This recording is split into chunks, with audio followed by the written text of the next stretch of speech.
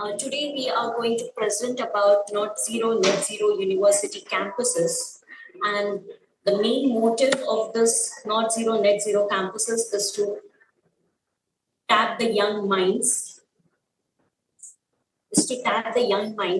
and localize the sustainable development goals and net zero in the university campuses. So then students become the climate ambassador to make their campuses as net zero carbon neutral.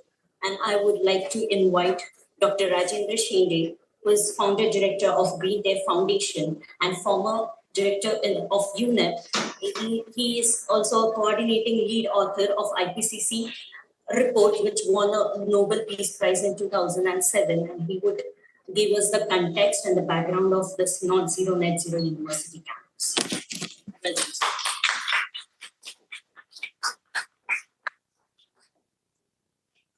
Thank you, Durga, and good morning to all of you. I'm extremely pleased to be here in Peruvian Pavilion in COP28 in Dubai. I feel it's a really great honor for me and my colleagues, including Professor Nicole Bernex, who will also be speaking to you. And I can see Leon Shen and Carol Burga, who are here for promoting what is called as a revolution with university campuses to be part of the climate change issues. We have seen that youth has been in the forefront for climate change. We have been seeing youth with placards standing and asking the elder ones or the negotiators to take early action. And the negotiators now have already started getting the action. But I think it's important to see that youth tell the negotiators to start action by demonstrating that they are also taking action. And this, my presentation is about that how youth can be involved in actionism and not just what is called as a activism. Activism is standing on a street with placard saying that everybody should act. But actionism is something where the university students can themselves come out of the classroom and take the action in the campus. So my presentation is about that. So let me start by recalling the topmost boss of United Nations, Javier Perez de Puy, who was a United Nations Secretary General, the third one, who in fact, during his career, he started the issue of sustainable development. If any of you know, it's the World Commission for Sustainability. It was started by him, and he's one of the important personality from the Peru. So Peru was in the forefront of sustainability through Secretary General, and I'm very honored to remember him while I'm speaking on a Peruvian pavilion today, when the urgent actions are really needed, and we don't have to now produce reports, but now you have to start the actions. I was in Peru about a month back, and what I saw, and I was taken around with the help of Professor Nicole Bernex to see a number of mines there, the gold mines, the copper mines, silver mines, and I think they were doing an excellent job of providing us those materials to us for the society to develop. And at the same time, I also saw the university students in Peru who were more enthusiastic about taking the action. They were aware of the climate change issues, but their own question was, okay, fine, we know what climate action need to be done, but what we should do as a university student. And then I thought that the mining industry has mined the mountains, mining industry has mined the hills. They have extracted the important materials from the soil, but they have not yet mined the universities in Peru, where exactly the sustainable gold, it is there in the universities. And that mining is necessary. And my message through this project is to give that. And let me tell you, it is not just a presentation. It's an action which has started in Peru and I'm very glad about it. So universities are the mountains to be mined, and that has not started in the Peru yet, but it will begin soon. And I know that Peru has about 140 universities and 1.4 million students. That's the number which I got by talking to various universities when I was there in Peru. And then their emission today is 1.4 million tons. So you can see the numbers. 14 numbers is so important for Peru. And what that 14, we have to keep growing the universities, we have to keep growing the students, but that 1.4 million tons, we have to bring it to zero. So we have to deep digging of the minds of the university students. And that is not yet started. And that minds where the gold lies is waiting for the world to get mined. So we have the Smart Campus Cloud Network, which is the project of university campuses can align and they can form the alliance together for implementation of sustainable development goals in the campus. Remember, it is not about creating awareness of SDGs, which is being created by a number of other programs, and they are doing a good thing. But this project is asking the students to prioritize the relevant SDGs, which are relevant for the campus, and start implementing them in a campus. So why smart? Because we would like to have a digitalization for measuring the progress of SDGs. And campus is the living laboratory. We don't have to have another chemistry laboratory or a physics laboratory or geographical laboratory. We have the campus as a living laboratory and a cloud, which is for sharing. It's a cloud networking. I mean, when we do use our iPhones, it goes to the cloud and it starts a partnership with the people. And with that cloud, we would like to use it for this Smart Campus Cloud Network. And the network is a partnership. And I think Peru has understood it well, right from 1970s and 80s, when Secretary General Kuye was there, that unless the countries start partnering with each other, we will not be able to achieve it single-handedly. So what are the operating principles of this Smart Campus Cloud Network, which is a global network of universities? There are other global network of universities. This is not the only one, but this is the only one which promotes the actions in a campus. So it is a skilling of the youth. So it's a learning by doing, accelerating by sharing, managing by measuring, by digitalization, and also the monitoring. Our key objectives is the green skill building for the green jobs in the future. The future jobs for the students of the universities are in a green area. And there are enough indications today, and there are good reports which says that the jobs in a renewable industry is now much more opportunity than the jobs in a fossil fuel industry or the oil industry. And it also enhances the employability of the world, which is going through what is called as a technology or industry 4.0. It also provides international mobility for the students. And the Peruvian student from the universities should not only be going to the other universities in the Latin America, but also should be going to North America, it should be going to Europe, should be going to Asia to form the partnership.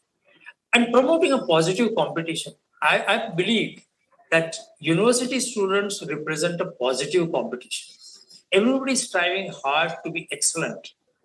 Unlike in the governments are politicized and they are engaged in a politics. University students want to engage in a competition related to the what is called as a wisdom, what is called as a learning. Competition in the learning and competition, that is what the world 5.0 will be. that it is a positive competition on sustainability and not only on a GDP. So how it started? It started with United Nations Secretary General, present one, which is our Antonio Guterres, and the Prime Minister Modi together launched what is called as a Mission Life. There's a lifestyle for environment. And I think unless we change the lifestyle of the students in the universities, that is the starting point, I don't think we'll be able to achieve the net zero. And then Eric Solom, who is supposed to be here as one of the speakers, is yet to come here. And the former Minister of India, Environment Minister of India, Prakash Javadekar, they are the mentors of this. So Smart Campus Cloud Network is well connected, not only with the former ministers and the Secretary General and the Under Secretary General, but it is also well connected with the other universities, which is spreading fast. And that's what I'm going to say. So Peruvian universities, I've been talking to them for last 4 or 5 years. And it's a Professor Nicole Bernex who is sitting here. She is the one who has taken up this concept as a practical concept to start implementation on SDGs and net zero. So these are the universities in Peru who are already started work. They have registered with Smart Campus Cloud Network.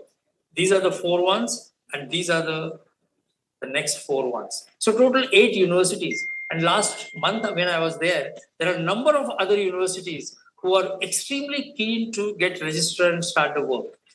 And Professor Nicole Bernex agreed that her university, PCUP, will be the hub for Smart Campus Cloud Network and start action on SDGs and particularly net zero. These are some of the, you may be asking what exactly then our role is. Our role is not to teach the students. Students don't need teaching. They can teach us. But what we can say is we can catalyze. We can provide them a minimum information, what to do. I was with a Chinese delegate while coming by metro, and he asked me, it's a wonderful idea, but what the university students can do? And then this is the first baby steps for the actions. And these are the kind of booklets which are available, and we keep on having an online meeting with the students to do it. Indoor environment quality, carbon neutral campus guidelines. So these are the ones which are available along with the digital apps and digital dashboards so the students can learn faster. This is one example of what that action could be. This is one of the universities in India who has started what is called the Air Quality Index Monitoring Station. So it measures in the campus what is the quality of the air, but not only in campus, in the surrounding area also. This is the dashboard where you can measure the emissions of the university. The university should not say that, oh, we are already green because we have a lot of trees in my campus. That doesn't help. We are at the stage that we have to start measuring and reducing it to net zero. And you require a digitalization for that. It doesn't require a qualitative statement, but we require a quantitative statement to see that your emissions are really decreasing. This is one of the examples to tell how much is coming from renewable energy, how much emission is from the grid, which is come from the fossil fuel. And because of the lack of time, I won't be able to show it, but there could be a live demonstration of this right now. And these are the real-time basis. So to end, what I would like to say is Peru is the right country to start and demonstrate to the world that universities are in the forefront for the net zero. The negotiations going on there are just announcements, pledges, promises, but we don't see performance. People are saying that we will pay $500 million, but there is no framework. We don't know how that money which has been pledged will come to. And our message to the university students is, don't pledge, don't promise, just perform, just do it. And that's why we are here, that university students can talk to us. And I would like to end with this statement of Antonio Guterres. I started by recalling and tributes to the third United Nations Secretary General, Mr. Copia, I would like to end with this statement of the present Secretary General, who said that we are standing on a cliff, and to waste this opportunity would compromise our last best chance to stop runaway climate change. It would not only be immoral not to take action, but it would be suicidal. And I don't think the negotiators and the countries have realized this, where we stand, but I'm sure university students know where we stand. Thank you very much.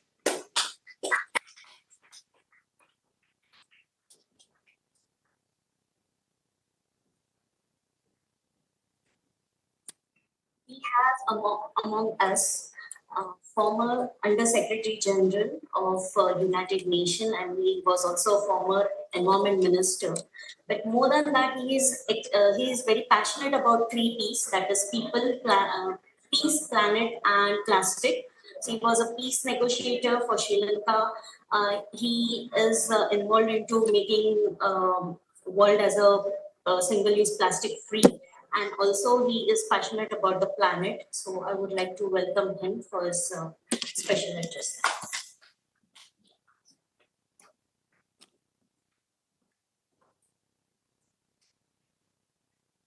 Thank you so much, and good morning, everyone.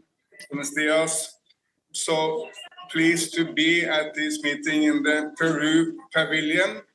Through this initiative, originated in India, or Bharat, as many Indians name their nation these days, but it's spreading to the world, and Peru is taking absolutely a leadership position as one of the main drivers of such an initiative. So I'd like to congratulate you with that. Understand that 8 Peruvian universities already have started planning to join the initiative. It's a fabulous initiative, mainly because universities everywhere in the world has an absolute special ability to lead. Whenever there are developments in the nations, universities tend to be front and center because they provide a lot of the thinking, the intellectual capacity in every nation. So universities, of course, are absolutely central for the green transformation which we want to make. I've been a number of times to Peru. It's a wonderful, wonderful nation. You have had enormous success in the last decades in poverty alleviation, even of course there have also been political challenges in Peru, but a number of poor people in Peru has come down drastically in the last decades, which is absolutely wonderful. And of course, Lima is a historical city, and you have so many others. So I really love Peru, and I'm so happy that you have joined this initiative. And I hope we can also make other Latin American nations joining this. I thought I would just briefly address the one question I get most often from young people in the world. And that is, does it matter what I do? Can I really do something to change the world? Look, I'm not Joe Biden. I'm not President Xi Jinping of China. I'm not maybe even a leader of a somewhat smaller nation like Peru. But I'm an individual. Does it matter what I do? And my answer is very firm and very simple. Don't wait for anyone else to change the world. Change starts with you. You are the change maker. The great Indian, maybe one of the most wonderful individuals who ever lived on planet Earth, Mahatma Gandhi, got it exactly right when he said, you need to be the change you want to see in this world. If individuals take action, of course, the action of one individual is not transforming the world, but the action of one individual is spreading to others and help creating the mass movement for the environment which we do need. And let me make a few suggestions as to what I believe young people and students basically everywhere in the world can do. First, the most important at universities are not the textbooks or the premises or the buildings. It's the intellectual debate. It's the role of universities of framing science, understanding the world. So curriculums in every university, everywhere in the world, must encompass environment and basic modern science. That's very different from nation to nation, but everywhere, please put pressure. on those who make curriculums to make sure that climate and environment is very well reflected. And frankly, we also need to stand up to defend science, because incredibly science has come under attack. Sometimes people say, "Oh, I don't want to take vaccines," or "I don't want to believe in climate science." But look, this is completely illogical, because I've never met a person who said, "I don't want to take vaccines," to add it, "but I don't want treatment if I get cancer." So if you believe in modern science ability to do something with cancer, maybe you should believe also in modern science when it comes to vaccines. And the same people who say, "I don't want to believe in climate science," well, very few of them don't believe that NASA brought us to the moon, or that the Indians, by the way, just also came to the moon. But that's part of the same science. I mean, NASA, the American Space Agency, is one of the most important sources for the climate science of today's world. So if you believe NASA can take us to the moon, maybe we should also believe that NASA is right when they're putting up a very, very strong warning against climate change.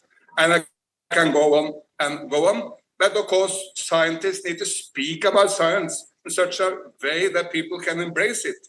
Cannot do extremely boring PowerPoint presentations which no one can understand, with any number of scientific expressions which no one can understand, with any number of acronyms which are so prevalent in the UN. Most speeches in the UN, most people in the world cannot understand. And if you cannot understand, you tend to be angry and you tend to go into your corner. So let us change the way we speak about the environment so that more people can embrace it. And look, it cannot only be for the young and trendy in, say, Lima. It needs to be a message for the farmers in the uplands of Peru or in the many small cities of this great nation. But of course, exactly the same say in India, cannot just be for the trendy people in the most advanced cities like, say, Hyderabad or Bengaluru. Need to be also for the farmers in the poorer part of India.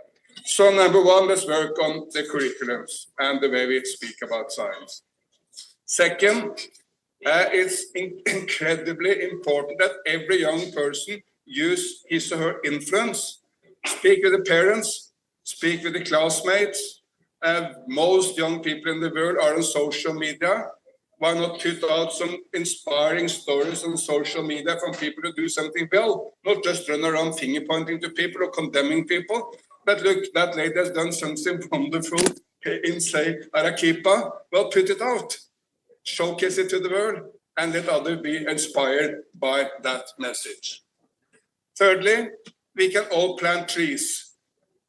Peru is a relatively dry country, but there are many opportunities for planting trees, and we should do it a lot more. I'm a good friend of the Chief Minister of the Indian state of Madhya Pradesh. His name is Shivraj Chauhan. He was just re-elected with an increased majority after running his state for 16 years. So it's quite impressive. But he is planting one tree every day. Why is he doing that? Well, he has created a small little forest just by himself in the capital of the state, which is Bhopal. But of course, much more important, there are 80 million people in this state. And inspire them also to plant trees in their villages, their parks, their hills, their agriculture fields. So every young person in the world can start planting a few trees and then inspire others to do it. Then demand renewable energies. Every university in the world have roofs. Most universities in the world have parking lots. Well, all these parking lots and roofs should be clad by solar panels. And if you want to go to be inspired for all this, go to China. When China is now 80% of all solar in the world is in one nation alone. China, 80%, the rest of the world, 20%. We need to move faster. Don't blame the Chinese, just move faster in India, Peru, Norway, wherever. And solar is a very important part of that because solar energy can be spread everywhere. You cannot build a hydro power plant everywhere. You cannot build a big wind plant everywhere, but you can put solar everywhere. And mind you, the solar is not coming in any color. You want it in yellow or in pink? Well, you get it in yellow or pink, not just in blue or black. You get a little bit less energy to put it in yellow or pink, but that may be good if you want it to fit with your design taste or the historical character of your building. If it's an historical building, you should not destroy it. You should look into how solar panels can fit into the heritage and the design, and it can all be done with modern solar panels. And finally, let's avoid the plastic pollution. Every single person in the world can drink from a normal cup. Our fathers and mothers and grandparents did it everywhere in the world. And if they had problems those days, it was not because of the cups. Everyone can drink from without a straw. Look, North Americans are using 600 straws per person per year. And quite a lot of them ending up in nature. And so if we stop using all these nonsensical plastic items, there are a number of plastic items we do need. I mean, that plastic in our cars, make them lighter so they use less gasoline. We need plastic in our hospitals to defeat diseases. It's not that all plastic can be avoided, but we can avoid cutlery and balloons and straws and cups and bottles. All that should go into other materials or avoiding it. And plastic is not just an environment catastrophe, it's also a huge health issue. The other day, some of the top surgeons in Beijing found plastic items in the brain of a person when they did the surgery of that person. These are small fragments of plastic which we breathe, which we drink, or get if we eat a fish which is polluted from plastic. No one knows the exact consequences for the human body of this, but no one has suggested it's good for us to have plastic particles in our brains. And it, of course, calves, seabirds, whales are dying all over the planet. There was a whale dying in Thailand last year. It was dying by vomiting plastic bags. It had an enormous amount of plastic in its digestive system. So to sum up all this, look to the curriculum, try to spread the good message, the positive message of the environment, planting trees, demanding solar panels, and avoiding the unnecessary plastic. That's a lot of things individuals can do. And if the, small Manuel of Peru do that, well, he inspires others to do the same, and we get a global movement for the environment. Thank you so much. And again, thank you to Peru, and thank you to the professors and students who joined this movement. Rajendra is my old friend. So I've been inspired by him for quite some time. But I'm so glad to see that this movement is not taking off in many parts of the world. Thank you so much. Gracias.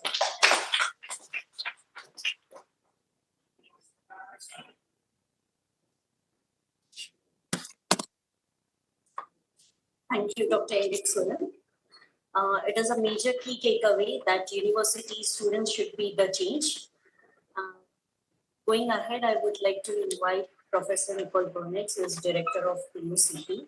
And she, as I mentioned, she keeps a keen interest in shaping the career of life of the students towards sustainable development goals. And that is the reason PUCP is the first international university to become the part of Smart Campus Cloud Network. And she's also a consultant to UNDP, FAO, and to large mining industries as well.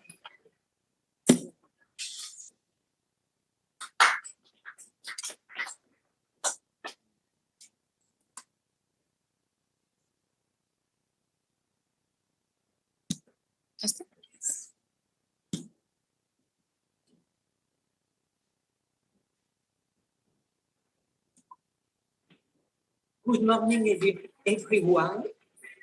I thank especially Dr. Rajendra Shande, Senior Eric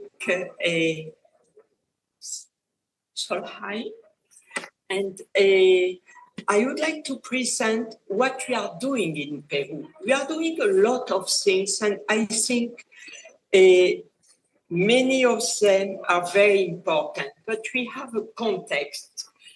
I would not like to speak about global climate change, but climate change produced by human activities, deforestation, land degradation because of land use changes, desertification, urbanization, and new ways of life.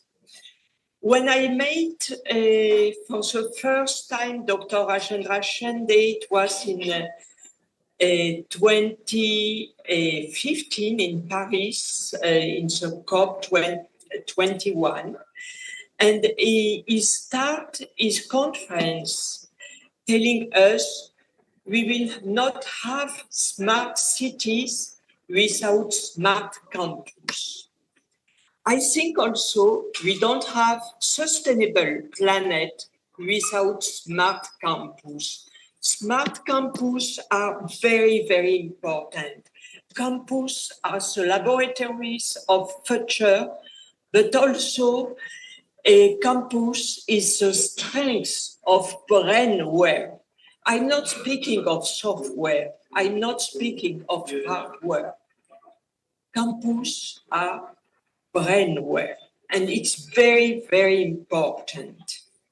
So I would like also to tell you that one of the things I underline since that day, since December 2015, it's the importance of GDC, Global Development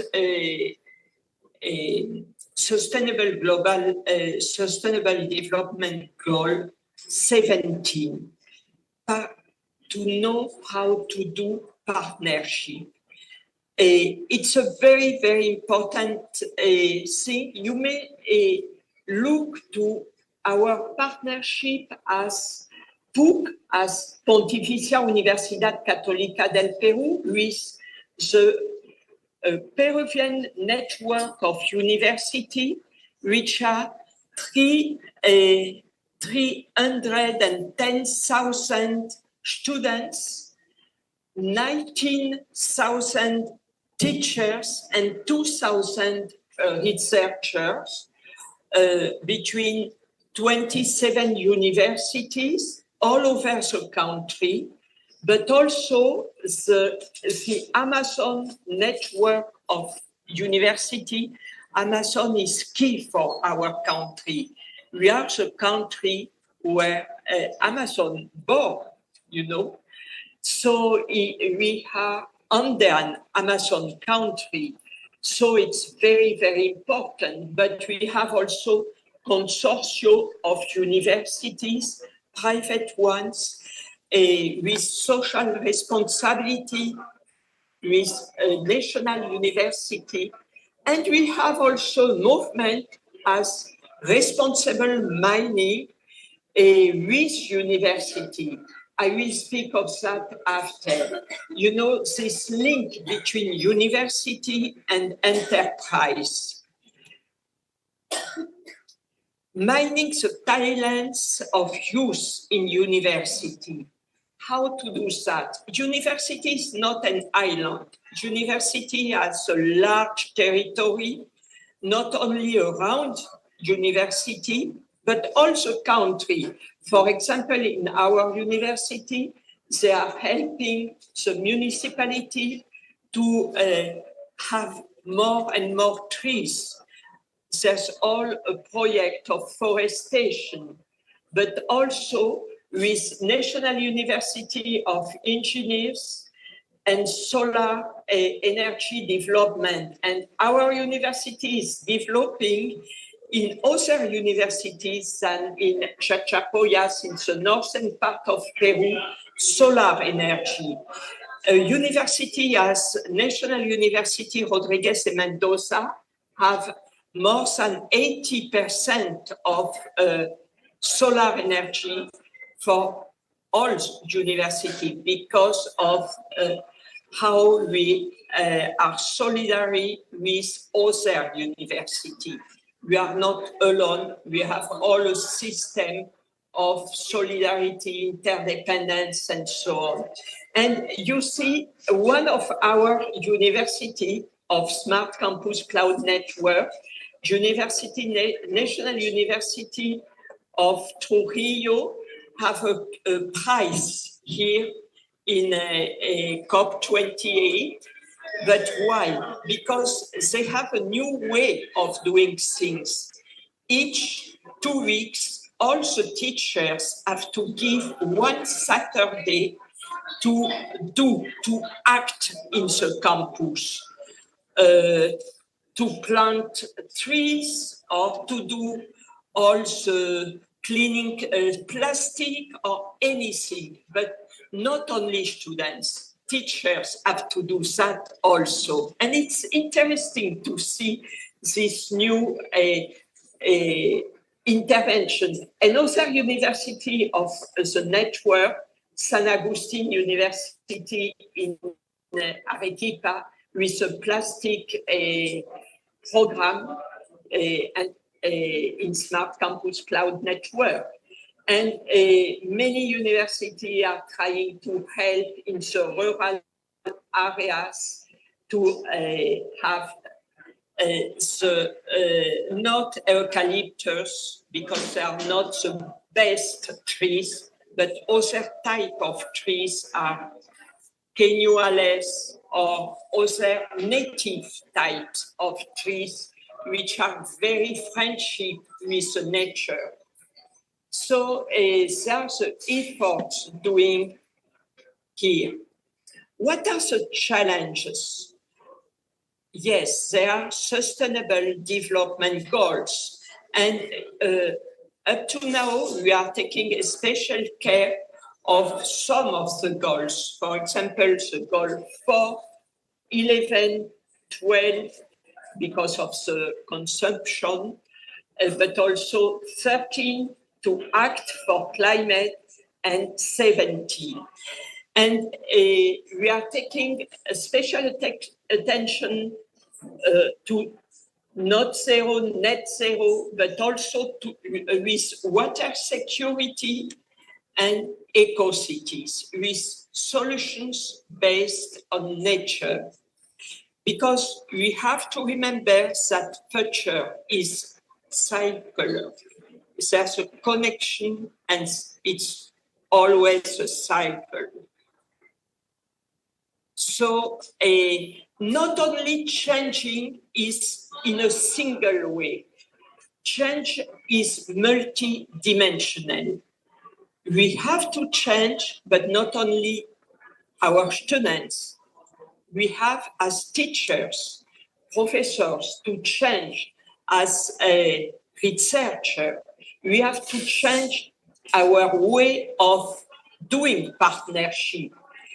We have to recognize importance of knowing our heritage, to remember the good practice of the of the pre-Spanish societies.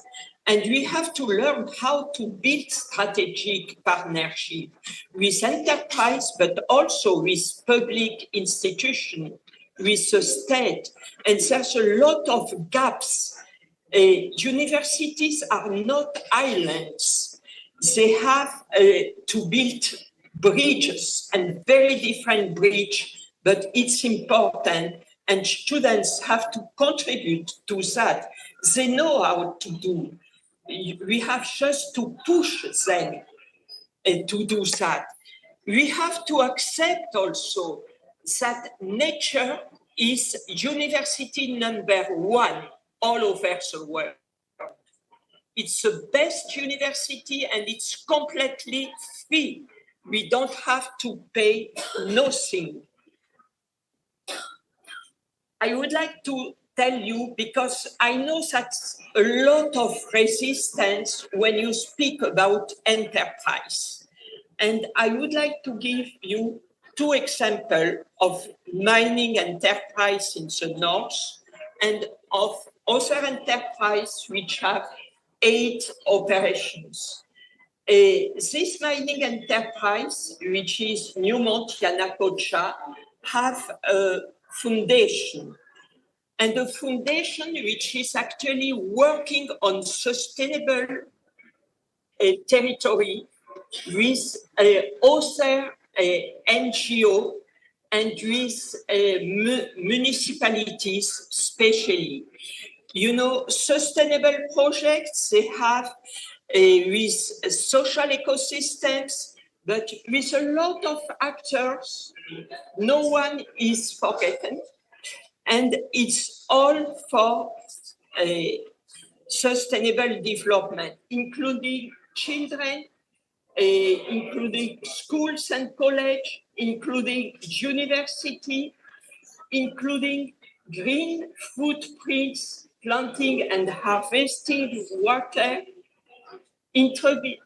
including also sustainable business venture to fight against poverty, create value and improve lives by means of sustainable and responsible mining. All mining is not sustainable, but we have to make the difference between the first and the other ones. And you have some example. For example, in the lower part, you have the Museum of Interactive Museum of Land and Water, which is very important. Up to now, they have 35,000 people visiting them since 2020, since the COVID, and mainly all the schools of Cajamarca and college and university learning by themselves. But also there's a lot of action with university students. And you have also in Buenaventura, for example, all the students doing practices, but also planting trees, native trees from 4,100 meters up to 3,000 meters, where there's a lot of deforestation, and working not only with university, but with school community and with women. They have 40% of women in all the courses.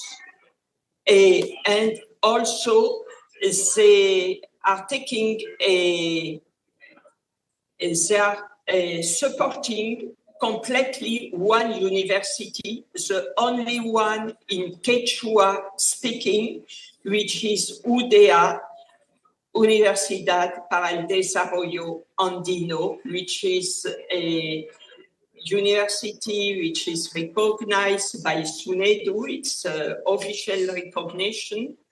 They are doing as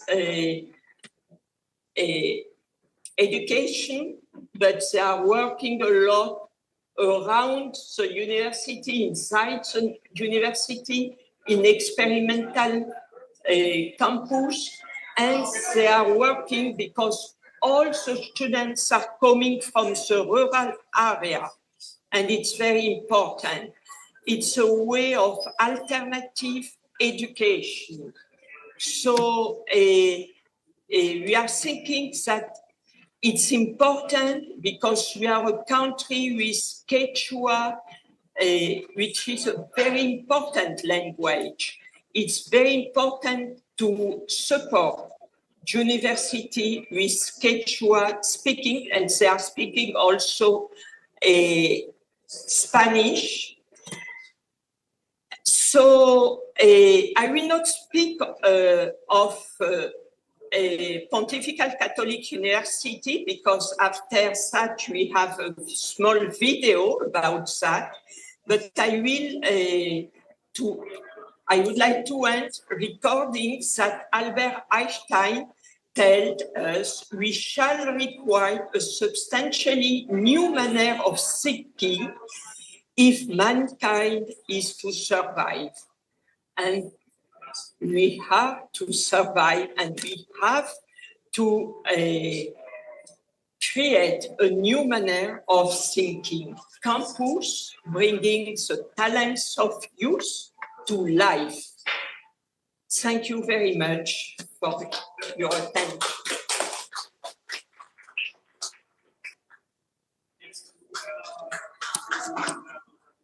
Thank you, Dr. Nicole Bernex.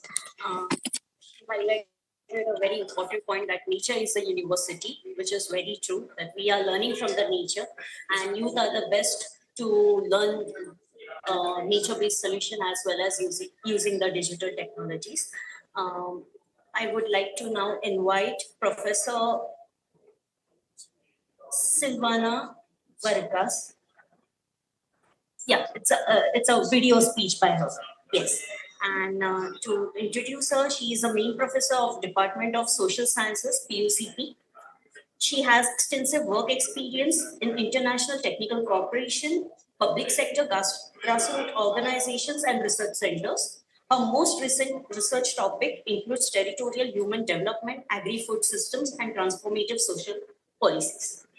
Good morning, everyone. It is my great pleasure to be part of this panel. I am now based in Lima, Peru, but in a way I can be with you at least virtually. Let me please start and share with you my presentation so we can start this conversation as soon as possible.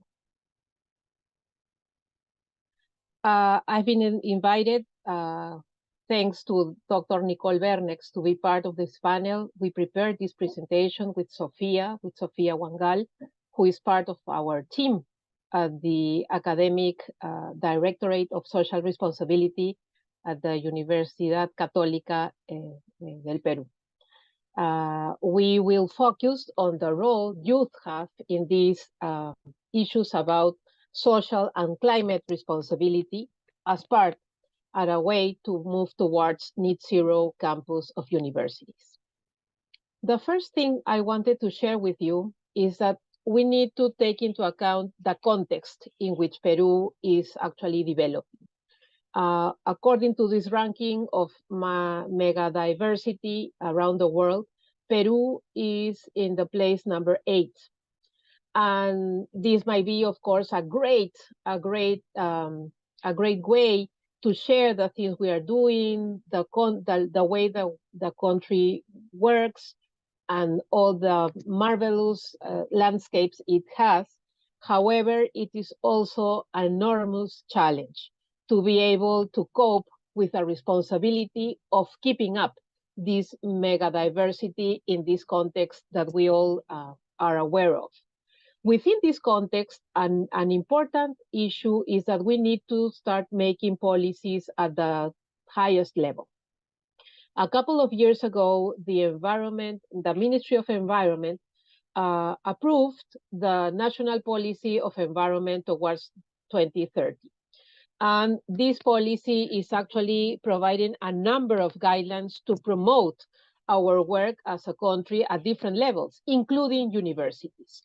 And speaking of universities, I wanted to share with you that the university I represent in this panel today is in the first place, occupies the first position in the ranking of sustainable development goals in terms of accomplishment in the country. This is according to the Times Higher Education ranking. And this, of course, make us very, very happy, but again, give us a lot of responsibility. Within this responsibility, as part of the work we provide and conduct in terms of social responsibility, we are promoting a number of strategies. And to start, social responsibility is for us the expression of the ethical commitment the university has, particularly around the challenges of sustainable human development in the world. It's a way to move forward towards this responsibility. And we consider this social responsibility, of course, is in a way transversal to training, research, and university management. It's not an issue, an isolated issue, but is in reality part of all these processes the university is based upon. And in particular, we are developing a strategy that we are in one way or the other in love with, that we call Campus Sustainable Campus in English. This is a collaborative platform to foster environmental sustainability in the campus towards net zero, but actively involving our community, particularly our community youth, meaning our students. And I wanted to share with you 3 dimensions of this strategy that deal with the work students are leading. The first one deals with environmental volunteering work. The second one deals with innovative knowledge generation. And the third deals with sustainable university governance. In terms of environmental volunteering, there are a number of beautiful pictures of all the work that we have been conducting this year. The goal is basically to enhance environmentally committed active learning experiences among students of different disciplines. How to make sense of what they are actually learning, but applying this knowledge to specific experiences dealing with environmental challenges. The main topics we have been working around this year are tree planting, beach cleaning, solid waste management, sustainable water management, sustainable mobility, and a number of environmental hackathons where they provide some ideas based in innovation, based upon innovation. Some achievements we have been able to quantify. We have committed and involved around 339 volunteers this year, and they are particularly from the areas of law, education, geography and environment, environmental and sustainable engineering, communication for development, and psychology. This doesn't exclude the possibility of other areas to be involved, but these are the areas or the disciplines the majority of them come from. The second dimension deals with innovative knowledge generation. And here we conducted a quick analysis of all the knowledge that is being produced based on what we call thesis, professional degree thesis, or the work they have to comply when they conclude their career. The goal here is to generate evidence-based, multidisciplinary, sound, either new or renewed knowledge about environmental sustainability. Main topics that we have been able to identify: sustainable occupation of urban spaces, innovation and business organization, management of protected natural areas, territorial dynamics of occupation of rural space, among many others. Some achievements we have quantified: we have around 910 undergraduate theses presented in the period 2019-2023. And again, the main areas that are working environmental sustainability include architecture, geography and environment, environmental and sustainable engineering, the social sciences, and the area of management. And third, we have this sustainable university governance. And this actually means not only what we do, but all the decisions we are making to make our work around environmental sustainability actually sustainable, sustained. So here we have emphasized the strengthening of leadership and networks among environmental student organizations from a multi-actor collaboration approach, trying them to collaborate among units, administrative units, and of course with actors that are strategic for the university. Main topics we have covered as part of these efforts include the design of projects and the implementation, of course, either within and among university strategic stakeholders. Some achievements: we have been able to work closely with 5 student organizations, 11 university academic and administrative units, and 10 external organizations, including, of course, the Ministry of Environment, a number of NGOs, a district, municipality, and other universities. To conclude, some ideas as to how to move or where to move forward towards this issue in terms of involving the youth in sustainable efforts. First, we think, and we were talking with Dr. Rajendra, that it's very important to identify the strategic thematic areas we want to prioritize. Not all issues are urgent at the same level, so we need to make an effort in terms of making priorities.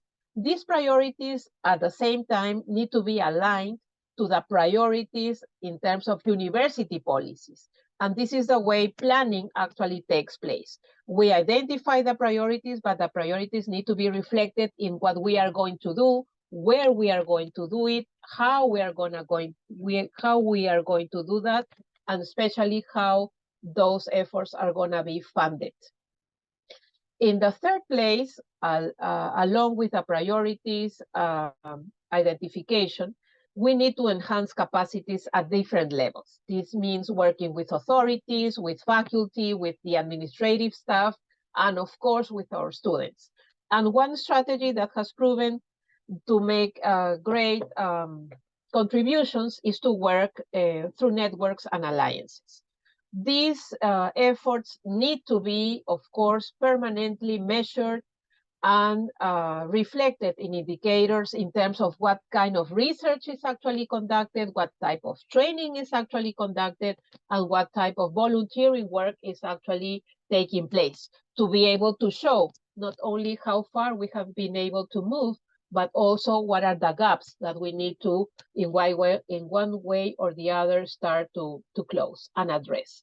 And finally, and this is the reason why we are here, we need to keep implementing collaborative interventions locally with the actors I already mentioned, but also regionally. We are working very, very hard to establish a network, a coalition in terms of youth around environmental issues with universities in Colombia, in Chile, and hopefully in Mexico as well. So in that way, we can promote inter-university exchange. We can promote some sort of collaboration in practice through research and through training. Thank you very, very much for your time.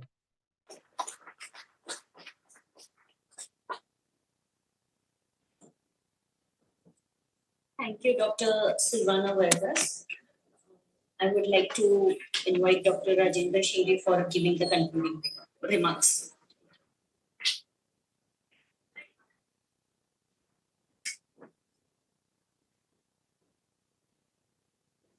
Hello. Extremely very unique session today. And I would like to, there is a concluding sentence that Professor Silvana said, that what matters is a partnership.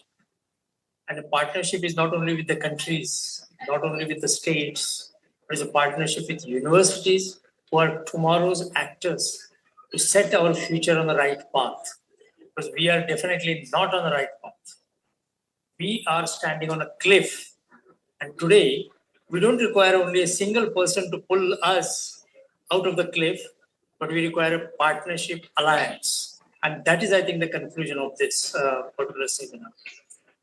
This session, I consider it is a very unique session. But I started my speech by recalling the efforts of third United Nations Secretary General, Javier Perez de Cuellar, who in fact took a lead in the World Sustainability Commission. And today we have in this session, former United Nations Under Secretary General, Eric Soler. So this is a unique session. This is another unique session for the reason that there are professors from the universities who are telling us what action they have taken. And this is also a unique session because it's not only Peru. I see Peru, Norway is a symbolic of Eric Soler, as well as China, which is our friend Leon Shen, who has been involved in a lot of activities in Peru or teaching the students about finding the nature solution. So I would like to conclude by saying that we have achieved to send a message that real actors are in a university campus. And the campus is a living laboratory for implementing sustainable development goals and the net zero. Thank you. Namaste.